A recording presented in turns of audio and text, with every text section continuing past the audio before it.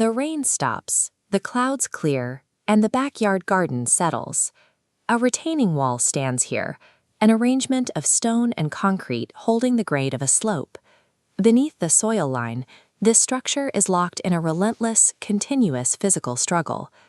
Soil generates a force called lateral earth pressure. Millions of soil particles are constantly pushing outward, seeking to collapse downward and level out the terrain. These structures function as permanent defenses, counteracting the downward pull of gravity that never stops trying to level the hill.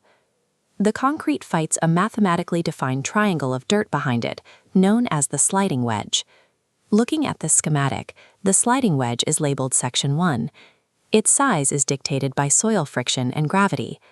Lateral thrust starts at 0 at the top, increasing proportionally to reach its maximum point at the foundation's lowest depth. Engineers calculate the mass and vector of this geometric wedge to provide the necessary counterforces. Without these calculations, the structure begins to fail the moment the dirt is backfilled. This diagram outlines the primary modes of failure.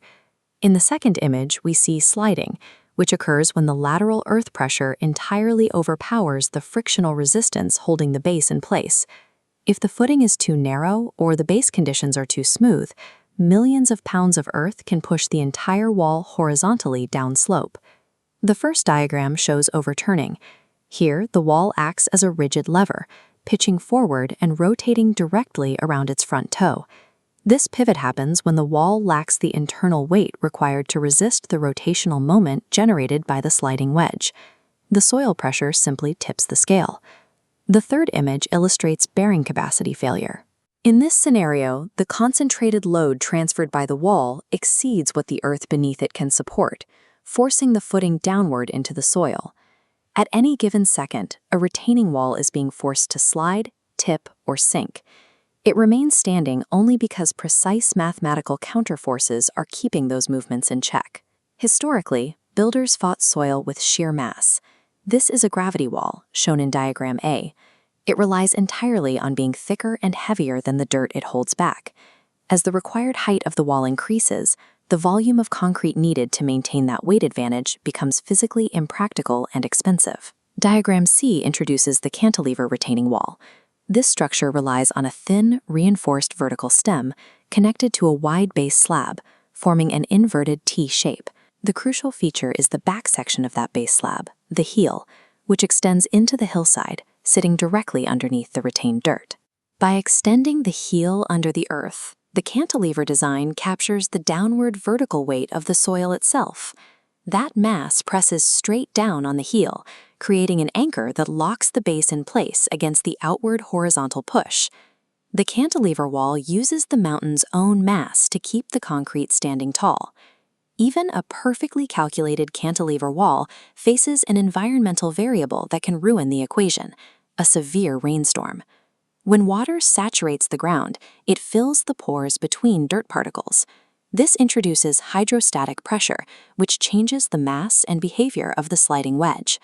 Trapped groundwater acts as a force multiplier.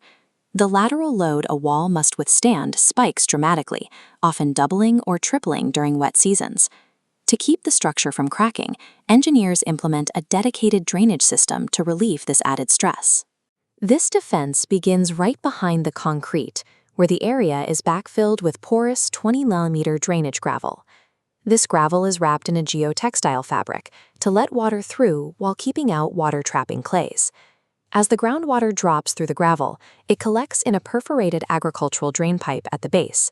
From there, the system expels it away from the footing, often utilizing weep holes punched through the face of the wall. Concrete and steel alone cannot stop the power of trapped water. Survival depends on engineering controlled pathways that allow the water to escape.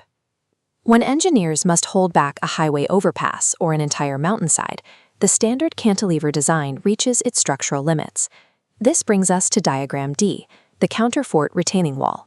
This is the industrial scale evolution of the cantilever. The defining feature is the addition of counterforts. These are thick, vertical concrete slabs spaced at regular intervals, securely connecting the upright stem to the base slab. These triangular slabs act as tension ties. They reduce the shear forces and bending moments acting on the concrete, preventing the tall stem from snapping under extreme loads. To stabilize massive sections of terrain, the structure must evolve from a simple lever into a braced concrete exoskeleton. Every retaining wall, from a garden bed to a highway abutment, sits at the front line of a continuous physical conflict. A standing wall represents a precise state of equilibrium, balancing lateral earth pressure and hydrostatic forces against the calculated resistance of soil friction and gravity. Modern engineering transforms the mountain's relentless energy into a source of stability, using its own mass and geometry to keep the concrete upright.